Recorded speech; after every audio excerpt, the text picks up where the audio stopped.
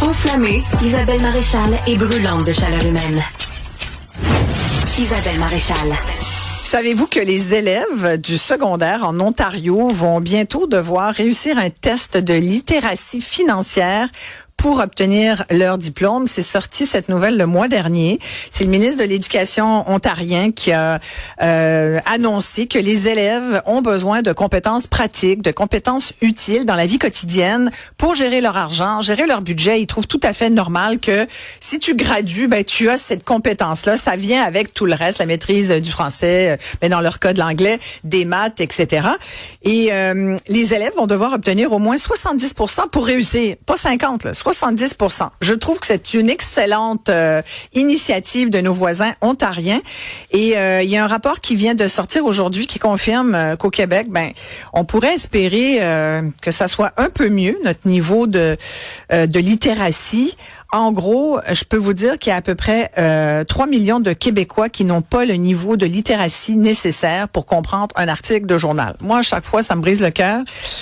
Ou même une directive au travail. Là. Et c'est ça qui est intéressant parce que nos invités vont sans doute le mettre de l'avant. Le fait que maîtriser le français écrit, parler, mais ça aide dans la vie quotidienne. Ça aide quand vous faites l'épicerie, mais ça aide aussi et surtout pour travailler, pour être performant, pour pouvoir avoir un travail et le garder. On veut vous donner nos numéros parce que, Olivier, je veux vraiment que les gens nous disent comment ils se sentent par rapport à leur niveau. Puis on a déjà quelqu'un là qui a eu une bonne brique, oui, hein, écoute, entre autres. Ça, c'est Étienne de la Montérégie. Et je tiens juste à rappeler, littératie, là, c'est pas juste savoir lire un texte, c'est savoir le comprendre, l'évaluer, l'utiliser. Et lui, ben, a très bien compris l'Odyssée d'Ulysse, en fait, de Homère, hein, le vieux roman grec. Malgré mon très bon niveau de lecture, oh mon Dieu, que j'ai pris une débarque. Il faut comprendre qu'à l'origine, ce sont des poèmes chantés, des rhapsodies, oui, mais ça a valu le détour. C'est un grand élément de culture occidentale et universelle. Ça, c'était Étienne de la Montérégie. Qui dit d'ailleurs, j'ai hâte de voir le film. Qui sort le 17 juillet prochain. Ça va être un film de Christopher Nolan. Puis si on s'attend à un film de Christopher Nolan, on va aussi s'attendre à un long film, tout comme le livre. Parce que c'est souvent des heures et des heures. C'est un beau défi littéraire. Ah, oui. Mais disons qu'on peut se partir ça plus facile. On va en discuter avec Patrick Lutzy, les président du conseil d'administration de la Fondation pour l'alphabétisation. Bonjour Patrick. Bonjour, comment allez-vous? Très bien, merci. Pourquoi vous sortez aujourd'hui, vous avez fait une conférence de presse plus tôt, entre autres, le Conseil canadien du commerce de détail, Michel Rochette, le président, est aussi associé avec vous. Il est avec nous également. On va lui parler dans quelques minutes. Pourquoi faire cette sortie sur le niveau de littératie des Québécois, Patrick Lutzy? En fait, parce que c'est une situation aujourd'hui qui est préoccupante.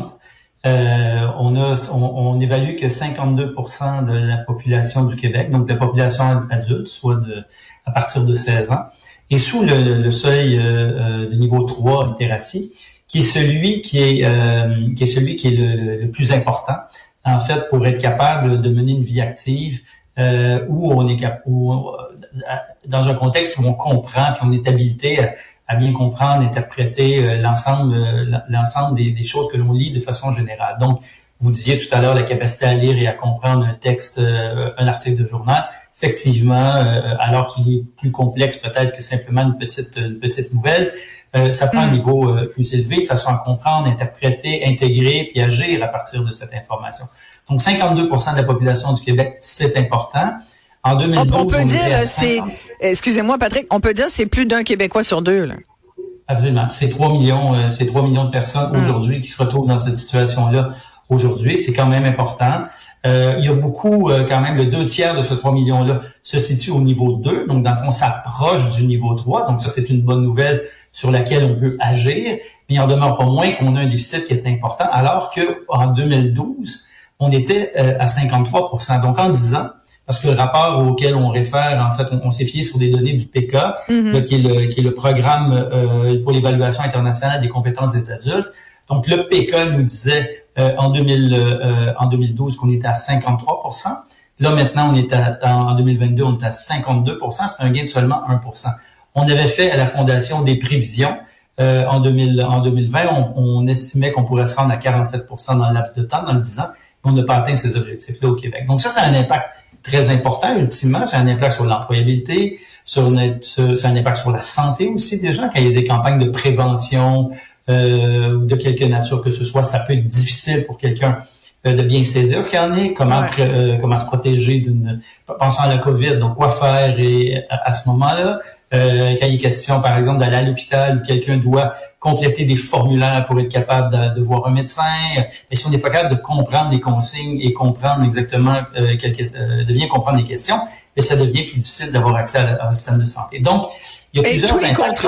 Tous les contrats qu'on signe. Tous les contrats. Avec un garagiste, là, les contrats, tu vas acheter un véhicule, là, et c'est les contrats bancaires, tous les papiers bancaires aussi qu'on doit signer. Ça veut dire que il y a un Québécois sur deux qui les comprend pas. Il signe, mais il comprend pas ce qu'il signe. Ça veut pas dire qu'il comprend pas totalement, mais il maîtrise pas. Il y a des chances qu'il maîtrise pas l'ensemble de ce qui est là. Donc, c'est quand même un enjeu important aujourd'hui. Puis ça a des conséquences sur l'employabilité, sur le développement aussi économique du Québec. On évalue que si seulement 10% de ceux et celles qui se retrouvent au niveau 2, en fait, étaient sous le niveau 3, tout d'un coup devenaient arriver au niveau 3, et ça serait un gain annuel de 5,9 milliards de dollars en termes de PIB nominal, et ça serait des salaires supérieurs pour 2,6 milliards sur une base annuelle, ce qui est quand même très important.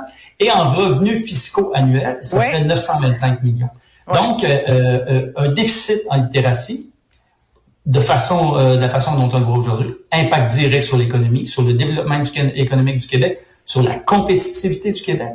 Et c'est encore plus criant dans un contexte où, imaginez, on est dans un contexte où il y a de l'IA. Donc, il faut être capable de faire des prompts. Il faut être capable de comprendre ce qui nous arrive de l'IA, de discriminer le vrai du faux ou de ce qui peut être peut-être une hallucination. Donc, si on n'est pas capable de bien comprendre et bien saisir comment travailler dans ce monde-là. Et la crainte, c'est qu'au bout du compte, on se retrouve dans une situation où il y a un clivage. Ceux qui savent et ceux qui sont capables de travailler avec l'IA et de travailler dans le monde d'aujourd'hui, et ceux qui ne sont pas capables, qui sont laissés derrière. Et là, ça peut amener des troubles sociaux, des problématiques sociales importantes, etc., etc. Donc, c'est un enjeu important. Là, Jérôme nous dit, avec un petit ton d'humour, à Montréal, si tu es en mesure de déchiffrer un lot de pancartes sur le même poteau et réussir à te stationner sans avoir de contravention, tu passes ce fameux niveau 3. Bien dit. Écoutez, c'est un autre genre de défi, mais en même temps, on peut penser que oui, mais ça demeure un autre genre de défi. Il y en a qui a dit, j'ai eu la version longue du recensement, j'ai répondu n'importe quoi. On va s'arrêter ici. Michel Rochette du commerce de détail va nous parler également, nous dire pourquoi c'est important. Je pense que dans les magasins où il y a beaucoup de jeunes et de moins jeunes aussi qui travaillent, c'est important de savoir aussi déchiffrer, avoir un bon niveau de littératie financière. On s'arrête ici. Continuez avec vos commentaires. On se retrouve tout de suite.